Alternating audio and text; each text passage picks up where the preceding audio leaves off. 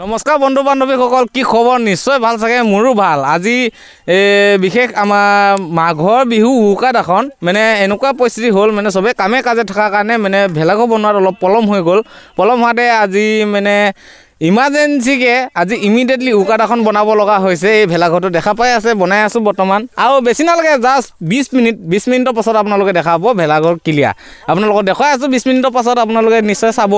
আৰু মই আজি ইমান দিনৰ মূৰত আহিছোঁ, আপোনালোকে দেখিছে মই তেনেকৈ ভিডিঅ' বনাব পৰা নাই। মোৰ এপৰ অলপমান গণ্ডগোল হৈ আছে, মোৰ মোবাইলৰ অলপমান প্ৰব্লেম হৈ আছে। মানে আমি তেনেকুৱা ইউটিউবাৰ নহয়তো, মানে অসুবিধা হয় সকলোতে।